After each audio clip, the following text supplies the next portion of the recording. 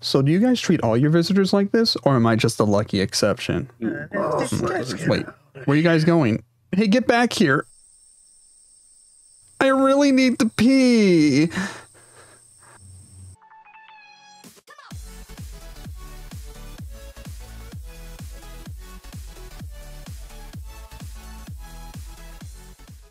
What's up, guys? You're here with Cozy Lobster, and today we're going to be reviewing the game Slave Sword, a story that follows our female protagonist Luna, who is a former knight of the Empire who is now a mercenary of the city of Selway, who has a strong sense of justice to stand up for the weak. She gets involved with saving a village that was abandoned by her city from a monster crisis, with these monsters acting more human-like rather than mindless beasts.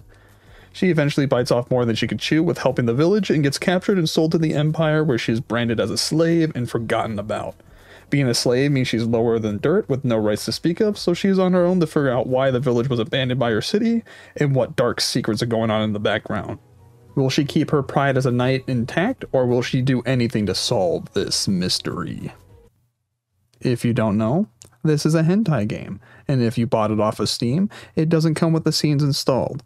And if you're here for that, you will want to go to Kagoda's website, look up the game in their browser, and go down to the download section and download one of the patches for the English version. That will install all the arrow scenes for the game.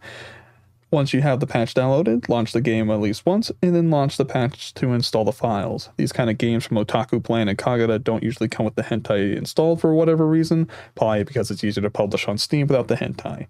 The games will work, but they usually don't come with any models, and of course the H scenes are not there, so if you're here for that, you'll want to go get the patch. With that done, we can get into the game. In this game, you play as Luna, and that's it.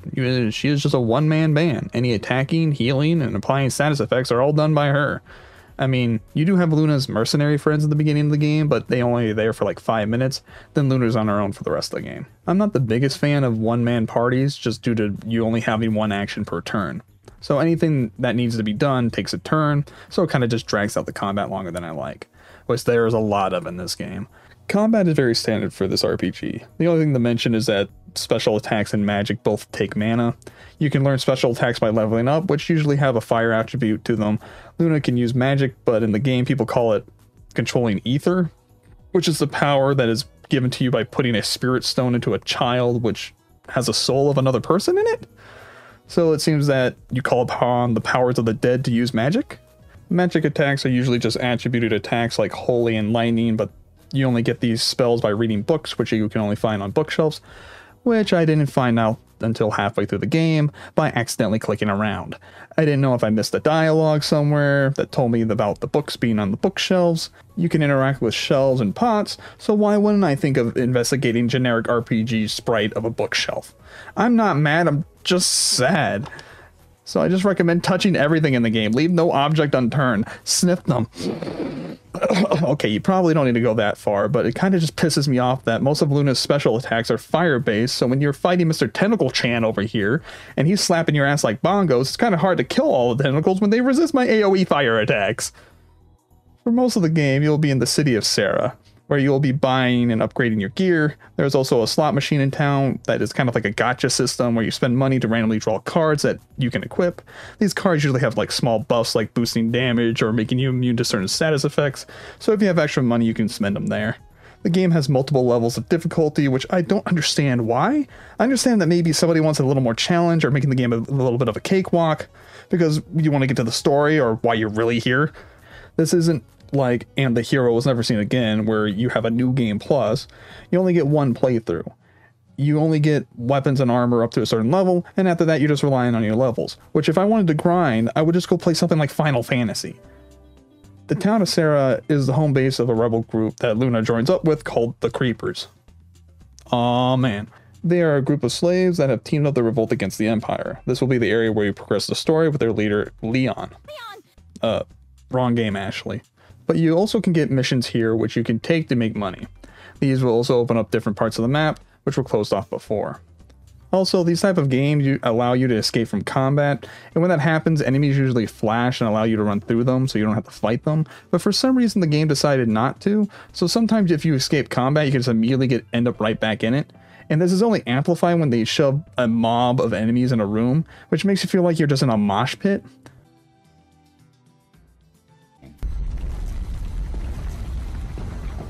This is going to sound like a stupid gripe, but can someone explain what the lens flare effect's for? I know it's daytime. The game has a day and night function. At nighttime, everything goes dark, so I don't need the lens flare taking up a quarter of my screen to feel immersed. Speaking of which, you can cycle between day and night by staying in a hotel or sleeping at the Creeper's base. When it's nighttime, you're just kind of stuck in a city and not allowed to leave.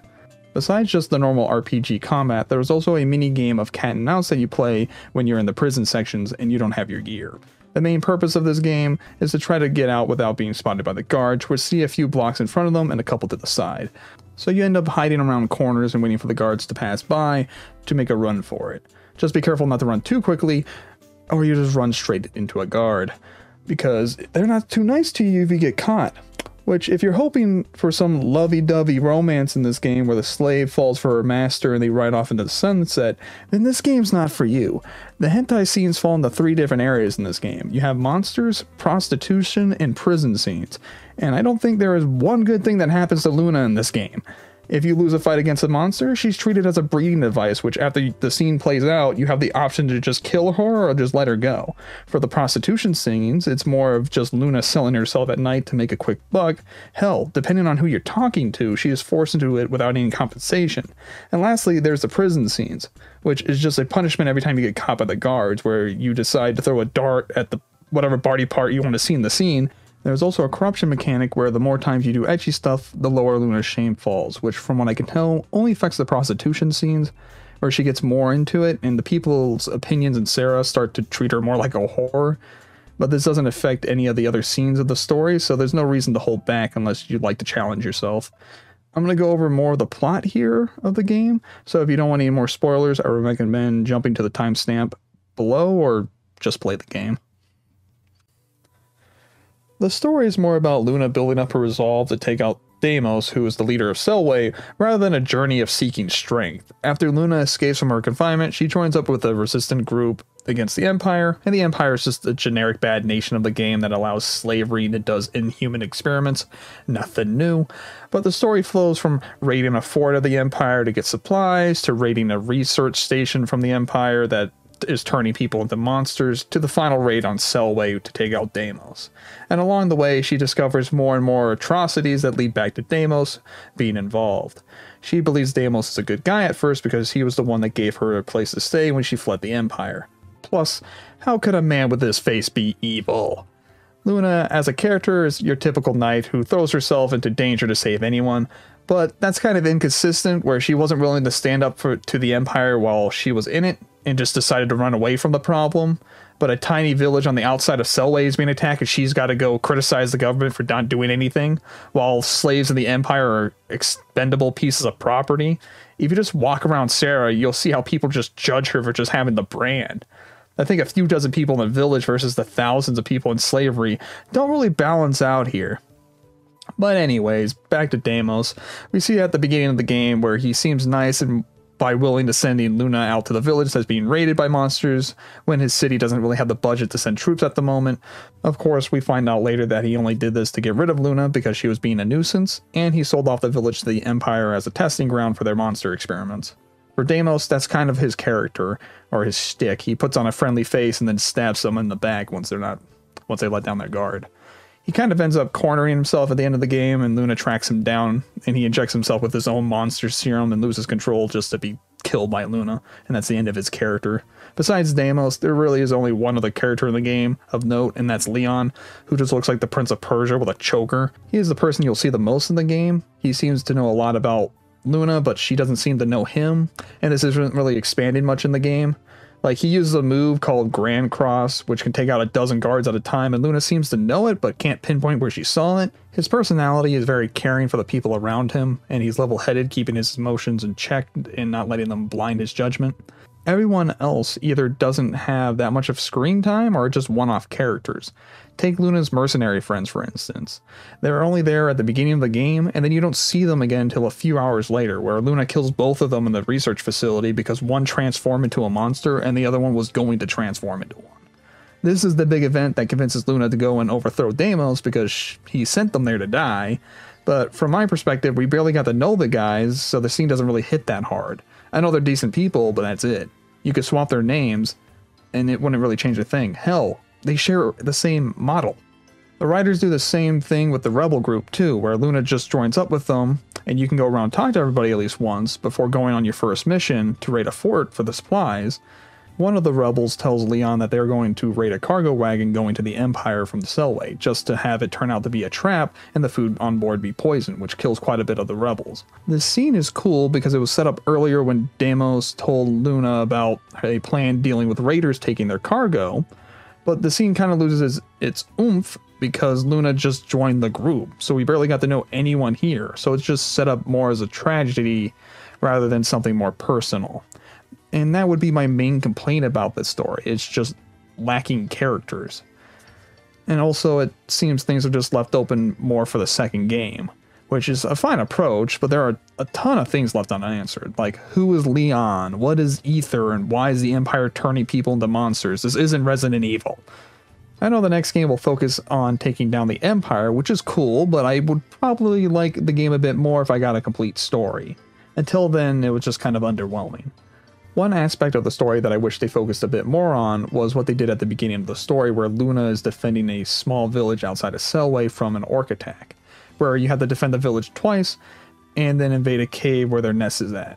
The game allows you to lose all these fights and still progress with the story instead of getting a game over, which I found kind of neat, because this changes the context in which you can view the character's choices. For instance, there is one scene at the beginning when she first joins the rebel group where she wishes to go on missions to make money and not sell her body.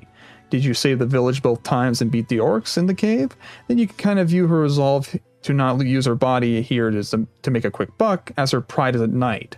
Or if you lost all those encounters and she's just used by the villagers to vent their anger, so when she says she doesn't want to use her body, it's more due to trauma than her being a knight. Game doesn't explain why she wouldn't, but I say the context of these kind of scenes can change why a character does an action. I wish they pushed this forward more because you do get a game over if you lose at the fort or the final boss fight. Well, with the boss fight you do get a different ending, but that doesn't allow you to continue to the next game. These kind of scenes are what usually leads to funny moments where you have the main character say she wants to protect the weak and then proceeds to help half the men in town with their raging libido issues. It just adds another layer that you just don't get from any other game. The game's only about 4 hours long if you're not messing around too much. There's a crap ton of scenes for how small the game is, and the only negative thing I would say about it is that a third of them are reused from 2 other scenes in the game, but the dialogue's a bit different. But given that, there's still a crap ton of them. Hell, I almost forgot that Luna's even voice acted in the game, so that kind of caught me by surprise when I first started it. こっちは全部片付いたわよ。ねえカルメ、そっちはどうなの？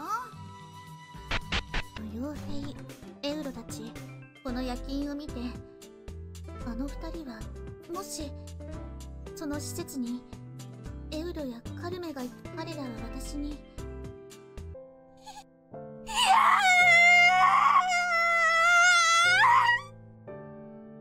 The story overall is just fine, some questions mostly being left open for the second game, which makes sense. The combat was what really pushed me away from enjoying the game, where there's just needing to find books to get spells, getting gangbanged by all the enemies, and the fights just being needlessly tedious. The straw that broke the camel's backs had to be that final boss fight with Deimos. I would give the game a 4 out of 10 crustaceans, and would probably never come back to this game. But with that said, thanks for watching, and I'll see you guys in the next debauchery.